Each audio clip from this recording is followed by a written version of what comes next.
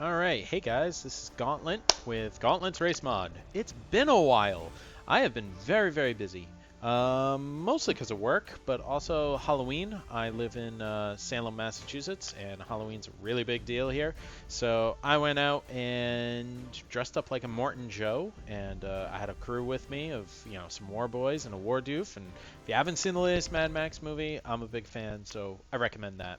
And that was taking up a lot of time is prepping that cosplay. So that's over though. So I got back to work on Galactic Civ just in time for the 1.41 release. And 1.4 changed a bunch of files. It added in, I think, like 8 or 9 new ship designs for the AI. And I really just mean AI blueprints. So the AI is equipped with, new warships that use more of the resources and such, which is great. But it meant I had to update every file for GRM. So that took a while, and it's done now. It's out. You can go and download 2.0. I've updated the add-on pack. You'll notice the OSR add-on pack has been removed because it's been rolled into the main Gauntlet's Race Mod file.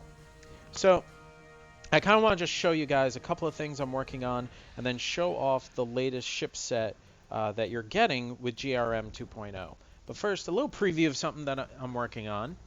If we go to new game, I am playing around with racial abilities for maybe a Gauntlet's Race Mod Advanced or something like that. So if we go to edit a race here, I haven't set any of these, but I've updated all the different racial abilities.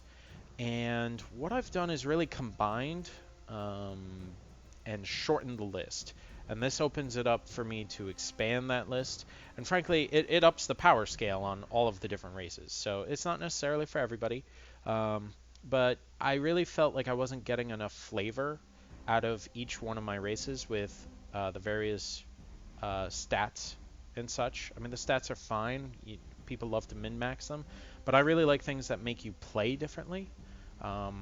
And most of the traits don't really do that still. The abilities really, they don't quite go far enough, but it's hard with a game like this to know where it is, especially if you don't want to go whole hog and start developing custom techs and custom improvements and custom everything, which I may very well do. But for the time being, I thought it'd be fun to experiment, and I actually combined different traits. So synthetic was one of the ones where I pretty much left it alone. It's synthetic. However, to boost it and keep it in line with everything else, it comes with a 25% bonus upon population. Adaptable is very similar. It's a 50% bonus upon populating a colony, and it lets you colonize the extreme planets. So you see, you're getting a 2-in-1 deal now. Imperialists, for example, is both your planets are harder to culture flip, and you only suffer half the large empire penalty. I decided to keep it at half, not the whole thing, because that seemed super overpowered. Ancient, for example, is the original ability regarding ascension crystals, but now it also combines hey, you get a bunch of tech right off the bat. The one-offs of you get a bunch of tech to start the game with, or you get a bunch of wealth to start the game with, just are pretty weak in a long-term, large map game. So I really felt they needed to be paired with something. Industrialist here is your star bases start with an extra module and 25% less shipyard decay. Why 25%? Well, because I have another one, and this is the only one that's really original, is called Nomads. Your ship range is increased by 30%, and your shipyards may move 5 spaces, and then 50% less decay. That's all really good. It means your shipyards can actually kind of book it. Like, they can actually decently relocate. You're getting extra range for all of your ships, which is pretty awesome. And then, the less decay means you can move that military shipyard out further and further. So you can be very aggressive strategically, which is neat. So this is the only one that also has a penalty. You get an increased shared border penalty of -1. So people hate you, which is cool. I think that's cool. And yeah, you're nomads. They don't trust you. They don't know where you're going. Maybe you're going to come into their backyard, right? That people have, kind of been acting out that little xenophobic drama for ages. So it made sense to me. Diplomacy is really fucked up though. So -1 shared board penalty is super easy to get over. Should probably boost it up to 2. So I had a lot of fun mixing and matching these different abilities. I left scavengers alone because that's a DLC. So yeah, I'm gonna keep tweaking with this, and I'm gonna keep playing with this, and I think my goal is to add, 4 others that are interesting, and maybe add penalties to most of these, so that they really do start to change your play style some way, somehow. We'll see. So that might be an upcoming release in, a few months or something like that. I just thought it'd be cool to show you guys that I was working on that. The other thing I want to show you is the next custom race. I'm not committing to this picture or anything like that. I just want to show you the ship set that's coming along. So let's load. Okay. Now this ship set will be using the Snathy parts from the Revenge of the Snathy DLC. So you got that. All right. And I haven't gotten too far. I've been pretty slow because updating has taken all my time. But for example, this is the constructor ship. And with this, I kind of wanted a very, I don't know. I mean, these guys lend themselves to a very Star Wars, Boba Fett, kind of mercenary look. I think they really have a good ship set for that, ship parts for that. So that's kind of what I'm going for here. I don't know if I really like the job I did on the front hull. I think that's great. Yeah, it really reminds me of Boba Fett's ship for some reason.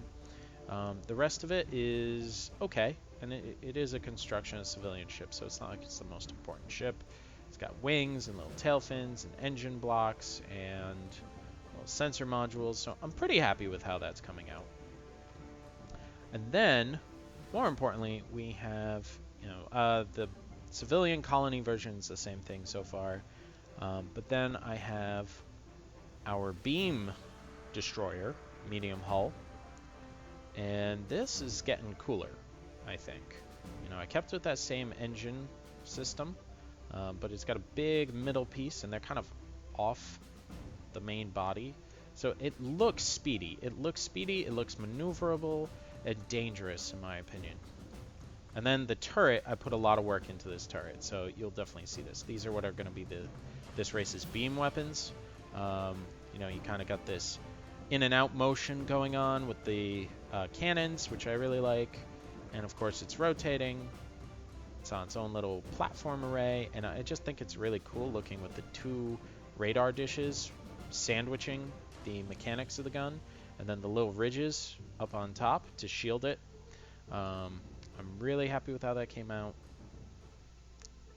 So I'm putting a little more effort into this set. I want to make it something really special, because I want to encourage people to buy the DLCs. I do love this game, so I hope you buy the DLCs. I noticed on, my downloads, I'm tracking for, people downloading GRM 2.0, but I'm looking at the 2.0 version of the add-on pack for the Grell hatcheries, and the download rate is only half, which I guess doesn't really mean anything, but it kind of implies that either you don't have the DLC, or you just don't like the ship set. Now, if you don't have the DLC, I can't really do much about that. But if you don't like the ship set that much, which I get, the Grell are, they're not my favorite. That's fair. So I really want this one to be something special, so that you want to download it and you want to add it to your game if you have the DLC. So yeah, and I'm working on a survey hull. We'll see. Yeah. That's really all I've got so far. It took a long time to come up with this front piece, so you're definitely going to see that throughout the set, and that turret is pretty awesome. The rest of it, I'm going to keep playing around with. We'll see. Yeah, I like the color scheme, though. I'm definitely keeping with these colors. So, all right.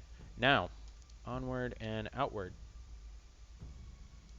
We are going to take a look at the Ukaros dynasties.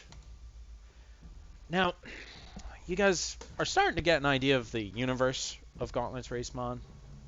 And it's really a creative universe I came up with ages ago, for, a board game I am working on and will work on until I die, probably. But, you know, and when I first started Gauntlet's race mod, it had nothing to do with that universe, really. I borrowed a couple races, a couple ideas. For the most part, I was just having fun. You know, the Lithians, for example, is a race of crystal ships. That's really the only depth they got. Whatever depth I added in, like, their little bits of story, that's it. They're not part of a cohesive universe. They're just, hey, here's a bunch of crystal people. Enjoy.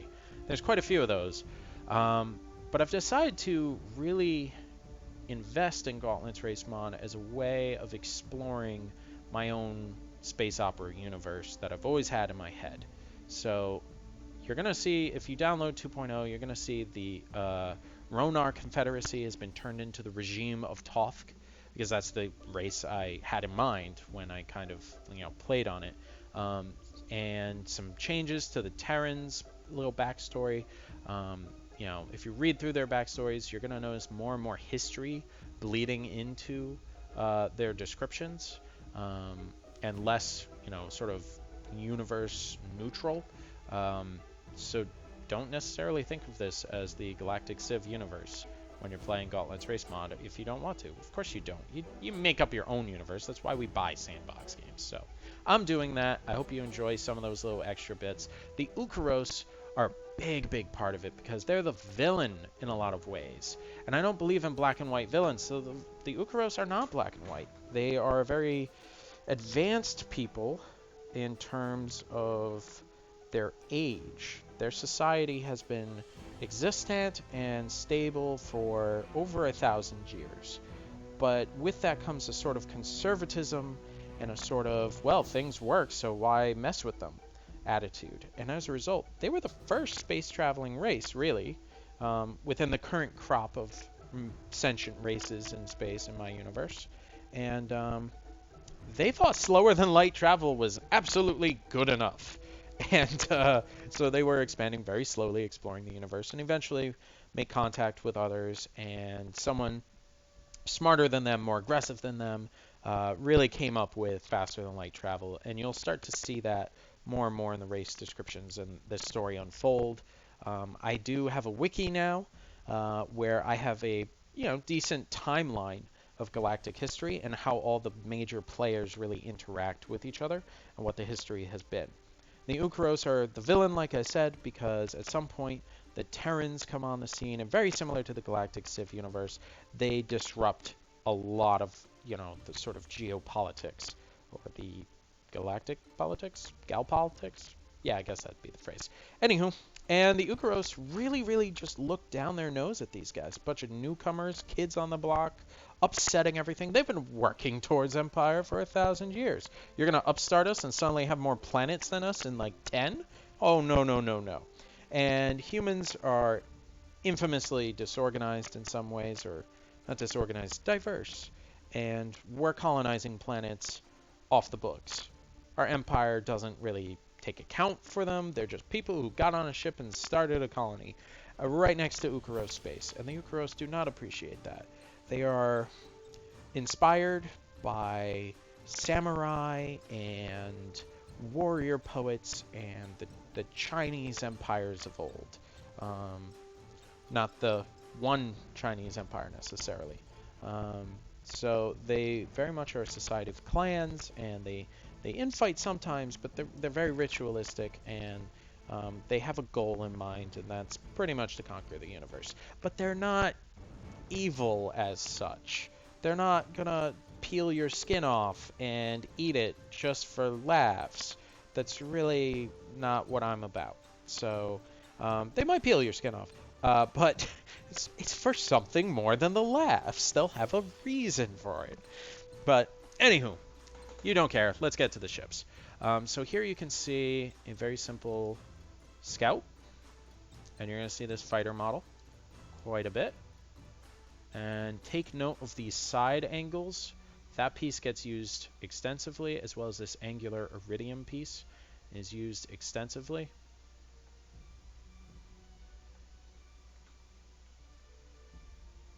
It should be noted that while the Ukaros are not necessarily the most aggressive technologically, and they didn't develop faster than light travel, they have it now, obviously, as does everybody else in my universe.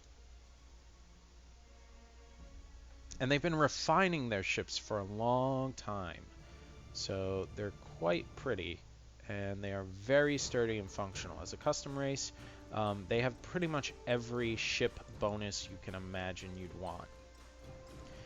Now this engine piece is very aquatic looking, but still mechanical. You're going to see that used throughout the set, and this has actually been stretched. It's been smushed and much more narrow than it is by default, but it still looks good.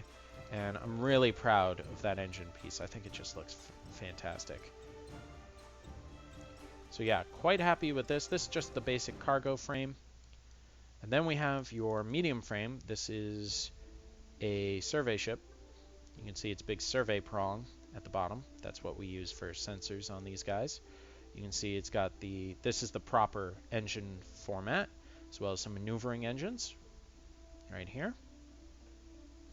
And then really cool is it's got lots of turrets. So these are what I'm using for kinetic turrets. Now you might notice some similarities between these turrets and various weapon systems, or like frame pieces like this turret modular set, and the Terran sovereignty. That's actually on purpose. The Terrans, under the Terran Republic, fought the Ukaros and they lost. And they have been working like crazy for 20 to 25 years to rebuild, and they are now back on the galactic scene and ready to take on the Ukaros and anyone else who stands in their way.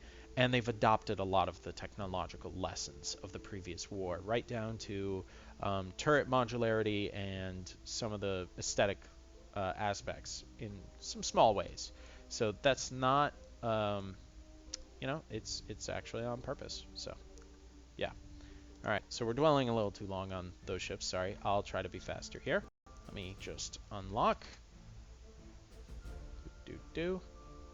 Man, I wish the unlock command was faster. And wow, come on. There we go. All right, designer. So we got a constructor. It's just like that other cargo one you saw. We've got your scout. We've got your exploration ship. This is a small hull with 2 of those sensor prongs, a couple other doodads. You know, it's got that same sort of engine, but not the ribbing, and it still has the 2 maneuvering jets there. Pretty happy with that guy. Then you've got a transport, and of course, it's got a rock. Yep, we drop rocks. And funnily enough, the Ukaros technically get credit for being the first existent race to have bombarded another race. They were the first ones to come up with, hey, let's just drop a rock on them. So you could say they're the Rockheads or something stupid. Actually, they bombarded the Toth, who are very like strong, bone-heady guys. So I guess you could call them Rockheads. I know. I'm really tired. That joke was horrible. All right, here you go. Here's your classic fighter. That's a beam cannon in the front there. Then you've got your missile fighter. You can see this interesting missile array with a little sensor doodad. Then we've got, let's go to the corvettes. Your beam corvette. Your kinetic corvette. Missile corvette. Alright. Then we've got, of course, a wing of fighters for your balanced. Then our beam destroyer with lots of beam turrets all over the place. Lots of beam turrets. These guys are armed to the teeth. Then you have, okay, so here's a really cool design. This is their missile destroyer, missile medium class. You'll see that their missile-specific ships follow a pretty different aesthetic. I mean, all the same parts. I think they're similar enough, but clearly inspired by a different shape. And I'm really happy with how they kind of have these interesting ridges and the off-angular tops and the shielded command decks there. I think it came out really nice. The missile pods are laid out in these weird angles in the front. I'm really happy with this guy. Kinetic destroyer, just kinetic turrets, of course.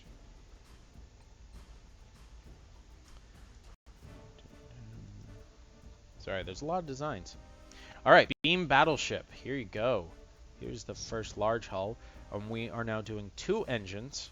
As a kinetic specialist, you want to speed up and get to the enemy, so it's got lots of engines on the sides there.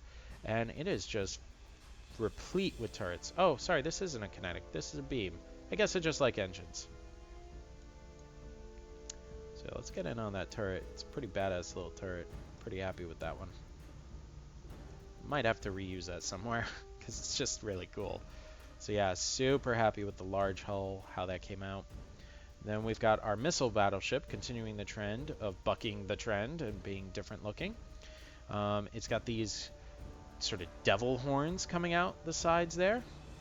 It actually reminds me of the Ukaros are actually amphibians from a very, very icy planet, you know, snow covered and such. But the reason that's relevant here is these horns I was inspired them by, I think it's some sort of frog or salamander species that actually has like this really interesting horned look, and that's kind of what I went with. So yeah, pretty happy with this one. I think it's pretty badass. Alright, now we've got the kinetic, and it does have extra engines. Good, I'm happy about that. But overall, it really just changes the angle of the front piece. They're kind of angling in, but they're not blocking the main cannon there. And yeah, just tons of turrets. These guys build their ships like fortresses. As the ideal. As many angles as they can fit in, and as many turret mounts as they can fit in with as good an angle of fire. And then we've got our balance, which is just a mix. Alright, now for the dreadnoughts, the huges. Bam! The big boy. Now this one's a bit flatter in general, but that's really just to make room for, you guessed it, even more turrets. Just tons of them. This one's got this really cool middle ridge coming up and the sort of dual sensor systems. And yeah, very happy with every ship size. I'm not always happy with how these come out. Oh yeah, and this guy's got an arrangement of 3 of those engine blocks. The missile dreadnought only has 1 of those engine blocks.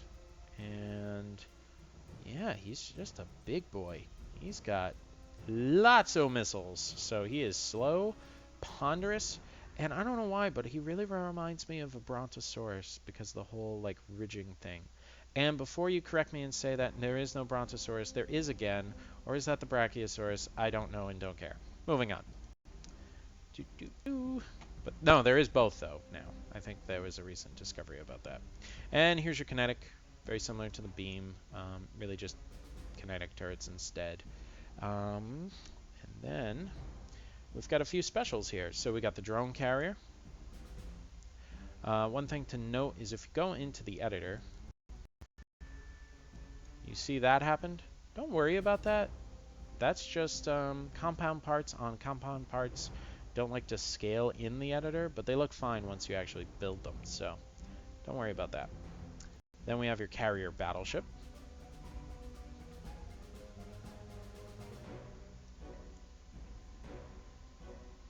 Then we have your carrier dreadnought. And you can see he's kind of got this runway platform thing going, and he's got, what, 8 fighters? Yeah, I think he's got 8 fighters. And let's see, am I missing anybody? No, I don't think we're missing anybody. So, yep, that's it. Hope you enjoyed this video. The Ukaros are in GRM 2.0. I'm working on a set with the snappy parts, and I'm working on advanced race traits that kind of up the ante, but don't go, I'm hoping they don't go too ridiculous.